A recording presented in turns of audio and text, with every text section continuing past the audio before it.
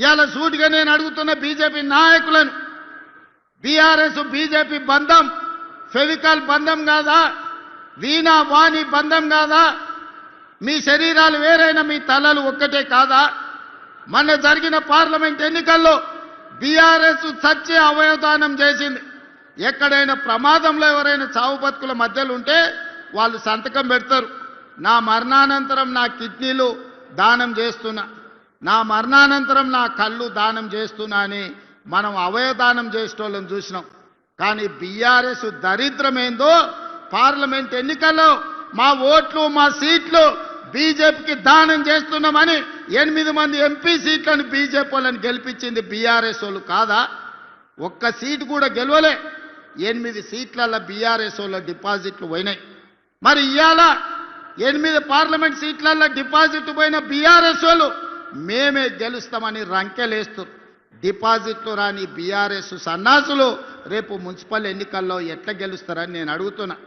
ఎందుకు మీరు ఆలోచన చేయొచ్చు, బీఆర్ఎస్ వాళ్ళు ఎందుకు బీజేపీకి ఓట్లు వేయించారని. దోపిడీ చేసిండ్రు, వేల కోట్ల రూపాయలు కొల్లగొట్టిరు.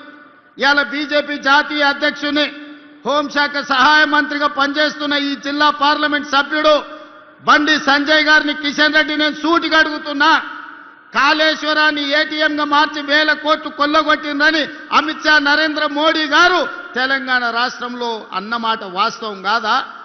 ఇలా కాళేశ్వరం మీద కమిషన్ వేసి అవినీతి లెక్కలు తేల్చి వీళ్ళని అరెస్టు చేయండి అని రాష్ట్ర ప్రభుత్వం శాసనసభలో చర్చ చేసి కేంద్రానికి పంపిస్తే సిబిఐ విచారణ ఈ రోజు వరకు ఎందుకు మొదలు పెట్టలే? దీనికి సమాధానం బండి సంజయ్, కిషన్ రెడ్డి చెప్పాల్సిన అవసరం లేదా? వేల కోట్లు కొల్లగొట్టిన కాళేశ్వరం, 1,00,000 కోట్లు పెట్టి కట్టిన కాళేశ్వరం 3 ఏళ్లలోనే కూలేశ్వరమై కూలిపోతే ఇవాళ సిబిఐ విచారణ కోసం కేంద్ర ప్రభుత్వానికి శాసనసభ సాక్షిగా నిండు సభలో తీర్మానం చేసి సిబిఐ కేసులు పెట్టి కేసీఆర్ను హరీష్ను బొక్కలో తొయ్యండి అని అసెంబ్లీ సాక్షిగా తీర్మానం చేస్తే 6 నెలలైంది, అతి లేదు గతి లేదు, సిబిఐ విచారణ లేదు. మరి దేశ ప్రధానమంత్రి అమిత్ షా గారు కాళేశ్వరాన్ని ఏటీఎంగా మార్చుకొని వేల కోట్లు కేసీఆర్ కొల్లగొట్టిందని చెప్పినప్పుడు విచారణ చేసి బొక్కలేమని మీకే కదా మేము అధికారం ఇచ్చింది.